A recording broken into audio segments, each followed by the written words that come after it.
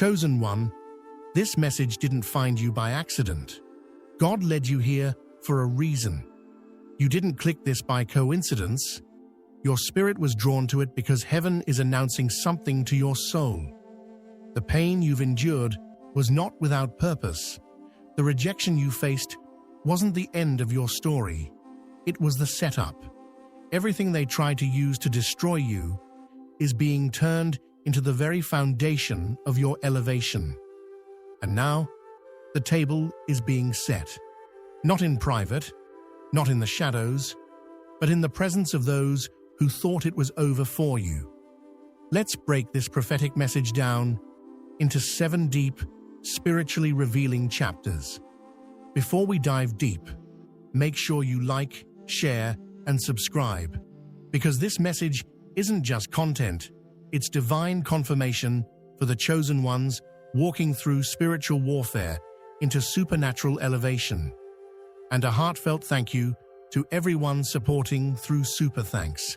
May God bless you richly. Your presence, your prayers, and your unwavering faith do not go unnoticed. To all of you who keep watching, listening, and aligning, your loyalty is a light, and I'm deeply grateful. If your spirit resonates with this frequency, type 77 in the comments right now. That number isn't random. It's a prophetic sign to heaven that you're ready. Ready to be seated at the table. Ready for public vindication. Ready for the reward that's been prepared in front of those who tried to bury you.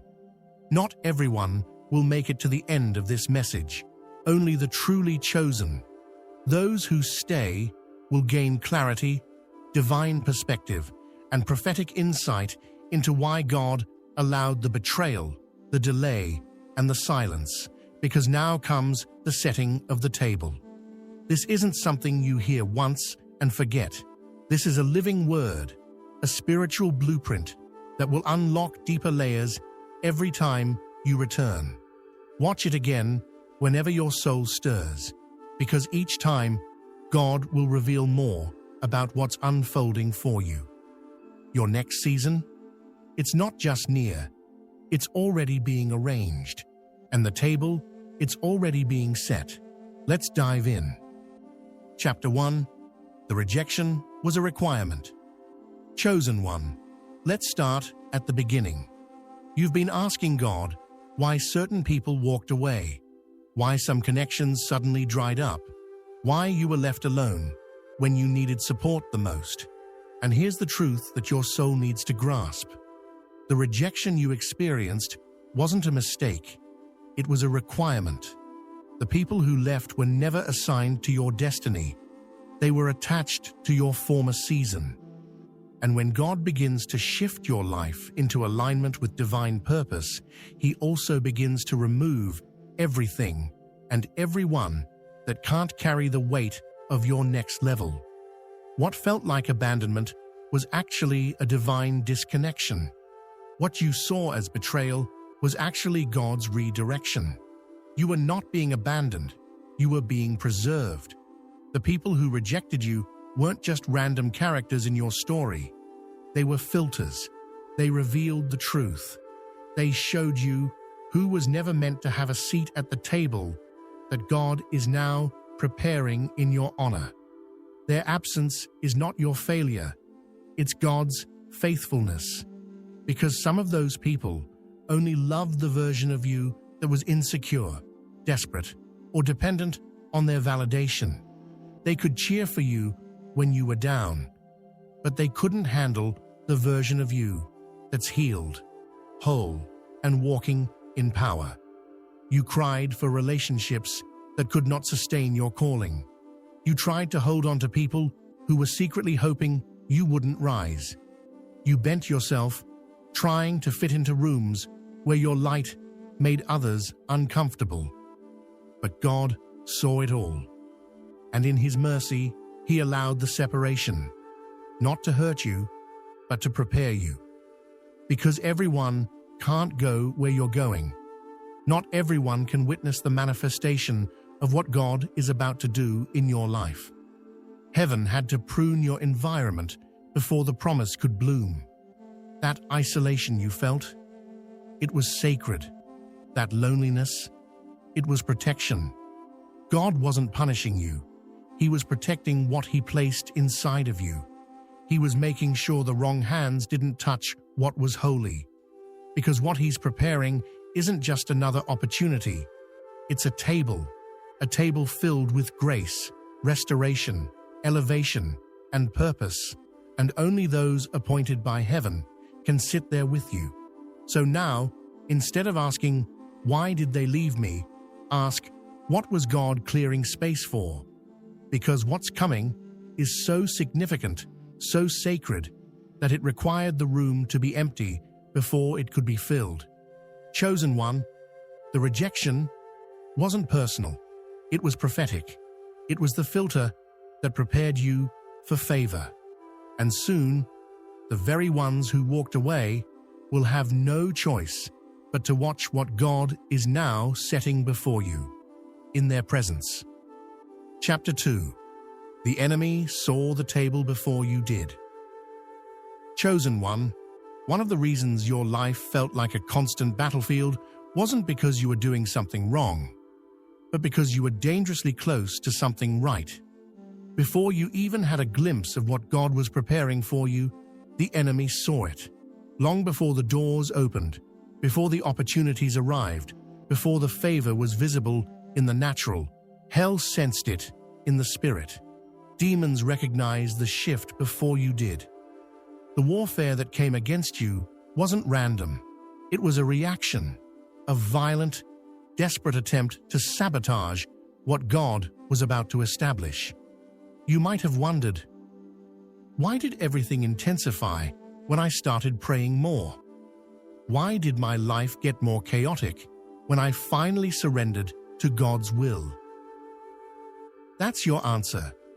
The enemy knew that once you fully awakened to who you are, to what you carry, and to the favor surrounding your life, it would be over for his plans. That's why the attacks came from multiple directions. That's why the betrayal blindsided you. That's why your sleep was disrupted, your mind was bombarded, and your peace was targeted. The enemy saw your table being arranged, and instead of watching it unfold quietly, he launched a preemptive strike to distract you, delay you, and drain you before you could walk into it. But here's what the enemy didn't count on. The pressure only made you hungrier. The warfare didn't weaken you, it sharpened you. The sleepless nights taught you how to pray without ceasing. The heartbreaks pushed you deeper into God's arms. The confusion forced you to lean not on your own understanding, but to trust God's wisdom. In trying to destroy you, the enemy accidentally trained you. He underestimated your resilience. He thought if he hit you hard enough, you'd walk away from the assignment. He thought if he isolated you, you'd lose your voice. He thought if he drained your resources, you'd stop sowing. But what he failed to realize is this: you were born for this, built for the battle, forged in fire. And the very fight he started became your divine preparation. The table wasn't cancelled because of the warfare. It was confirmed by it. The intensity of your battles was the evidence of your proximity to breakthrough. The storm wasn't proof that God left you. It was proof that heaven was getting closer. Chosen one, understand this. When the enemy sees the table, he gets nervous. But you don't need to fear his reaction. Because no matter what hell tries, what God has ordained cannot be stopped. The table is not a maybe, it's a promise. And you are still on schedule. So don't misinterpret the warfare as a sign to quit. See it as validation. Something is being set. Something sacred. Something long awaited. And your enemies knew it before you did. That's why they came for you. But now you know too. And now you're walking toward it with fire in your spirit and purpose in your step. Chapter 3. God is making a public statement. Chosen one, This next chapter of your life is not going to be subtle. God is not keeping it quiet. He's not hiding what He's about to do in you, through you, and around you.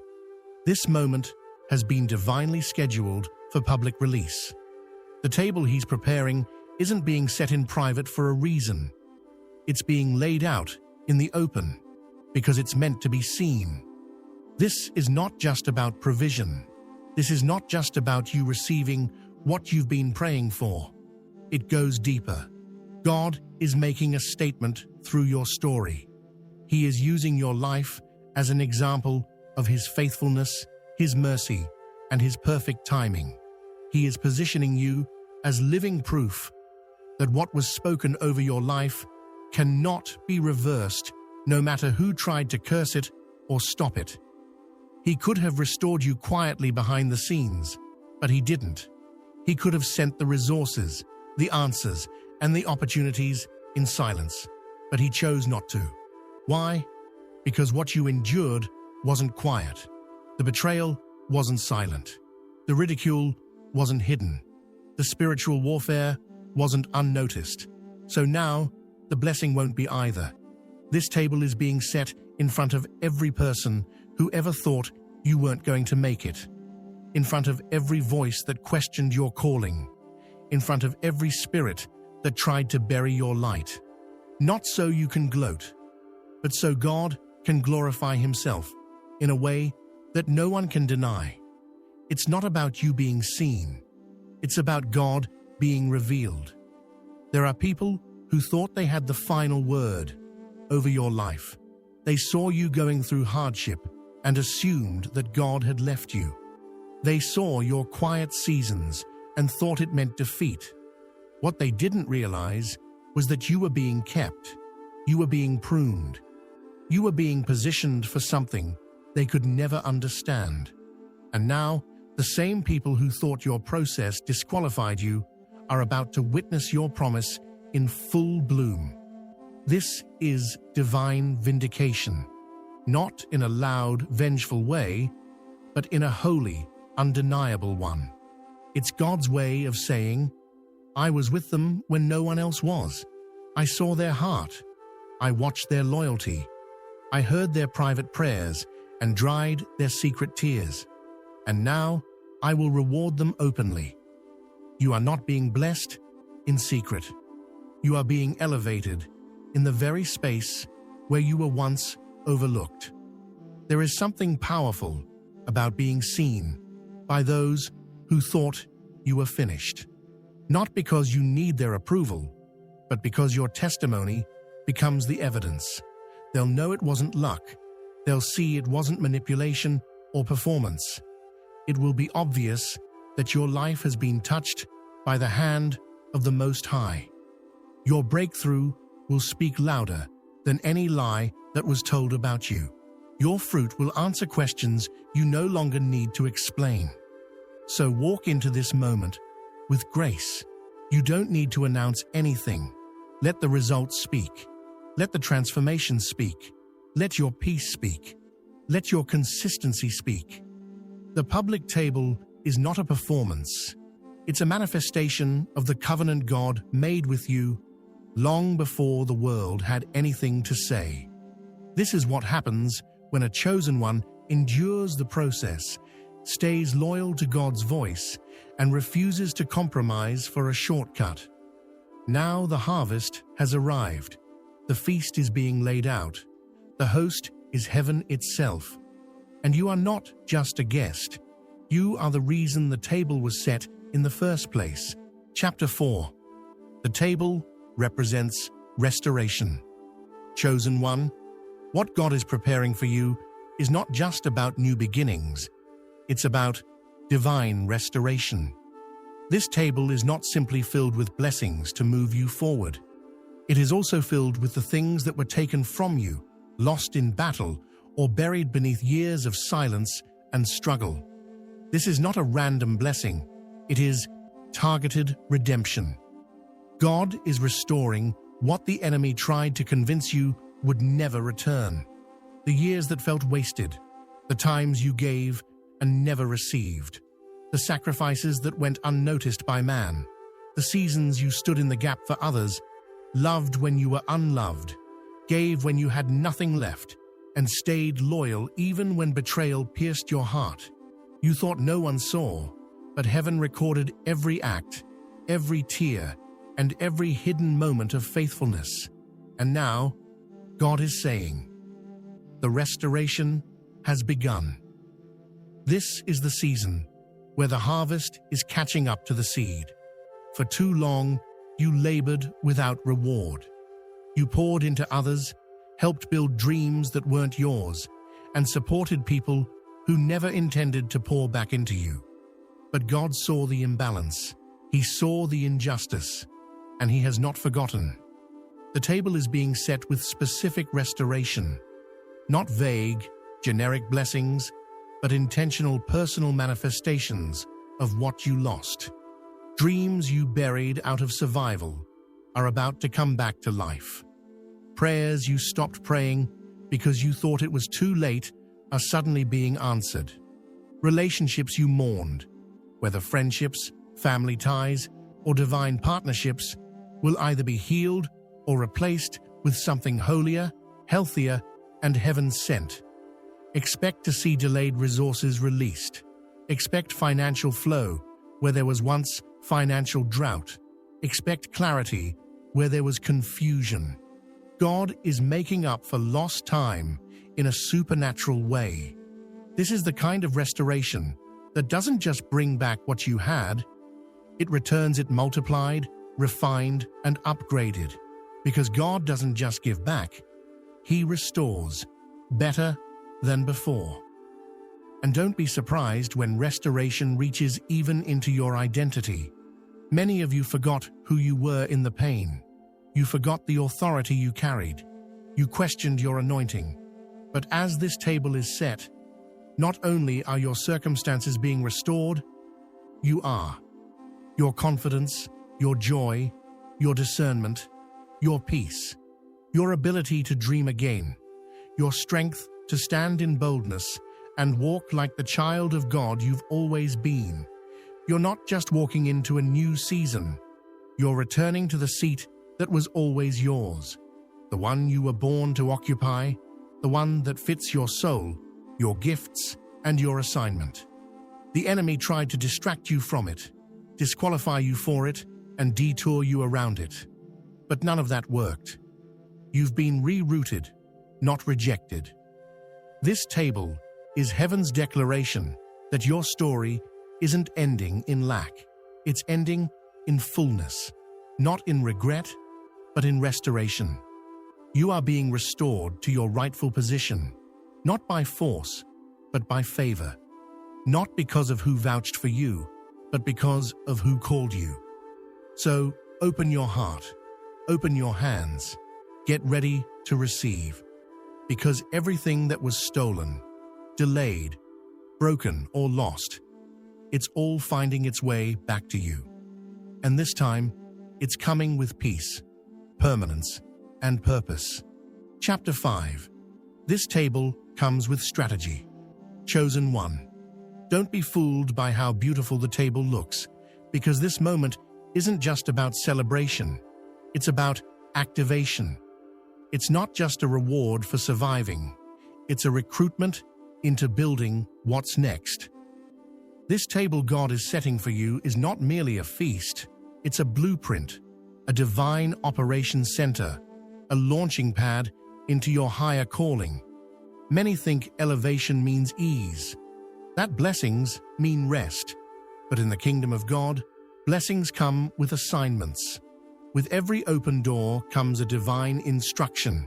With every increase comes a fresh responsibility. With the spotlight comes a deeper requirement for spiritual discipline, obedience, and humility. This is not the season to coast or get comfortable. This is not the time to say, "I've made it." No, chosen one. This is the moment to build, to prepare, to strategize, to hear what others can't hear, to move when others are frozen in fear, to execute with divine precision and boldness. God is giving you the what, But he's also going to reveal the how, the when, and the who.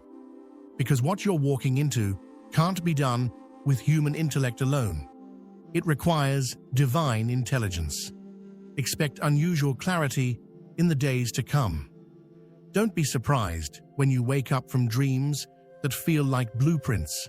Don't dismiss the downloads that come in moments of silence. God is about to speak to you in ways he never has before. Because the mission is bigger, the stakes are higher, and your sensitivity to his voice must go deeper. This is a time to write the vision plainly, to take notes on what you see in prayer, to follow the Spirit even when it doesn't make logical sense, because the table is not just about the food, it's about the meeting that takes place at it. This is where strategies are birthed. This is where heaven whispers the next move. This is where purpose becomes clear. He's not just giving you resources, he's giving you revelation. He's not just connecting you to people, he's assigning divine alignments. Every phone call, every introduction, every door that opens in this season has a spiritual layer to it. Don't treat anything as casual. Your connections are not random. They are strategic, and they will be crucial for what's coming next. And here's the deeper truth. You're not just being blessed, you're being deployed. You are being activated as a leader, a carrier of divine solutions, a builder of legacy, a voice for your generation. That table is not the end, it's the beginning. It is the command center for your purpose. It's the gathering place where God imparts not just provision, but plans. This is your Nehemiah moment, the time when the resources are placed in your hands, but the work is placed in your heart.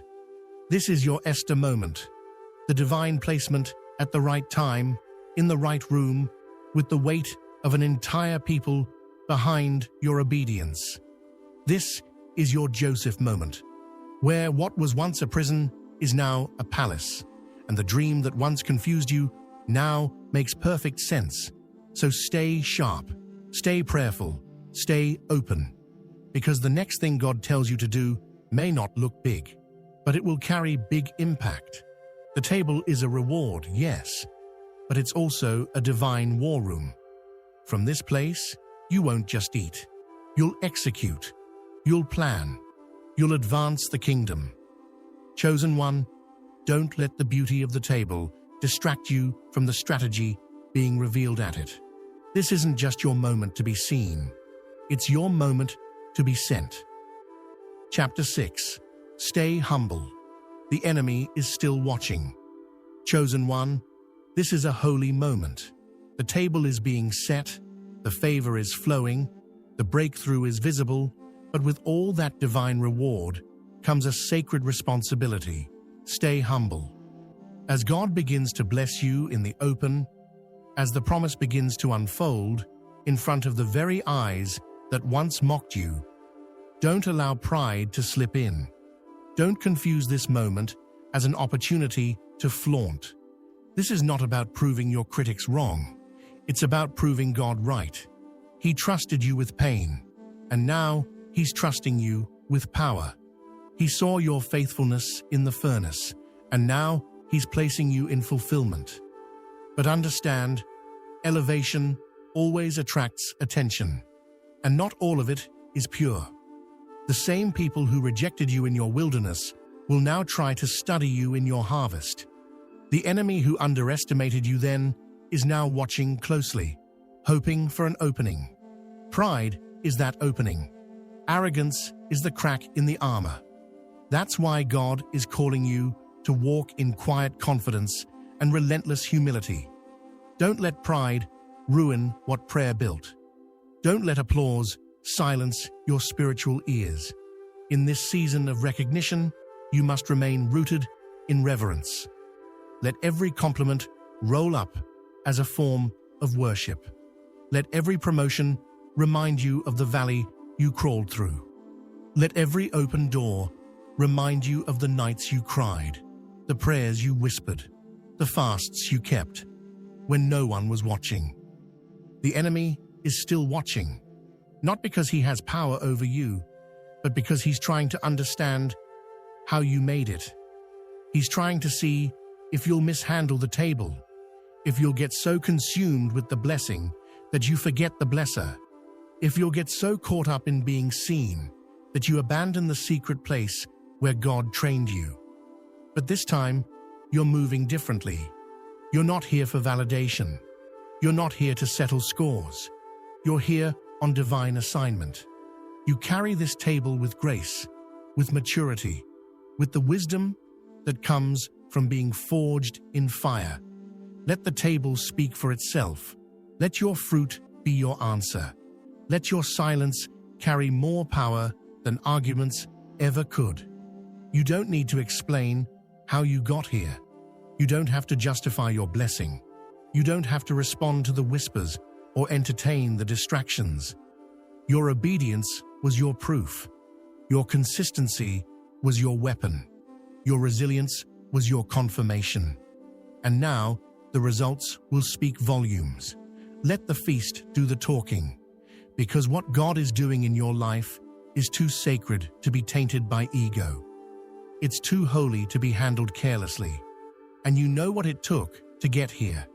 You know the cost, the isolation, the misunderstanding, the breaking. So now that you're entering the room you prayed for, the only proper response is reverence and focus. Chosen one, you are not just blessed, you are being observed. Heaven is watching to pour out more. Hell is watching to see if it can trip you. And people are watching to see how you'll carry what you prayed for. Let your posture preach. Let your peace be your platform. Let your humility become your shield. You're here by grace, and you'll stay here by honor. Stay low, stay listening, stay led by the Spirit. Because the feast is only the beginning. There's more ahead, but you must carry this table like the holy thing it is. Chapter 7. Sit, eat, walk in it. Chosen one, this is it. The moment your soul has been waiting for. The moment your spirit has been sensing was coming, even when your mind couldn't understand it. You've wept in secret. You've endured in silence. You've kept walking even when your legs felt weak, even when your heart was heavy and your hands were empty. You remained faithful when you had every reason to quit. You trusted when it made no sense to. And now, the voice of God is saying clearly to your spirit, sit down, eat, receive what I have prepared for you. This table isn't just symbolic. It is spiritual. It is sacred. It is the manifestation of everything you have sown in tears, all coming back in a harvest of joy. This is the fulfillment of the promise, the tangible evidence that God never forgot you, never forsook you, and never failed to keep His word.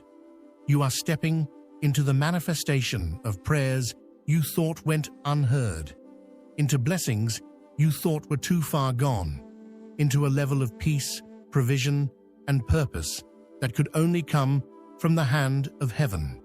The very enemies who whispered behind your back, who doubted your calling, who questioned your worth, they will now witness what happens when someone stays loyal to God in the dark. They'll see the overflow, they'll see the elevation, but the focus is not on them. The focus is on you stepping fully into the life God has been shaping you for all along. This moment isn't about revenge, it's about redemption. It's not about being seen, it's about walking in what's already been written. You don't have to apologize for this table. You don't have to explain why God chose you. You don't have to defend your seat. You didn't get here by luck. You didn't arrive through shortcuts. You didn't manipulate your way into this moment. You got here through fire, through surrender, through the crushing that produced the oil. So now, walk into this table moment with peace, with a calm knowing, with a heart full of gratitude and a spirit of quiet power. You don't need noise. Your presence carries weight now. You don't need permission. Heaven already approved it. And you don't need to strive, because this seat has your name on it. Eat with confidence. Feast with reverence. Let every bite remind you that God is a restorer, that what you went through was not for nothing, that what was delayed is no longer denied. And as you rise from this table, rise with clarity, rise with boldness, rise with the authority of someone who has been appointed, not just anointed.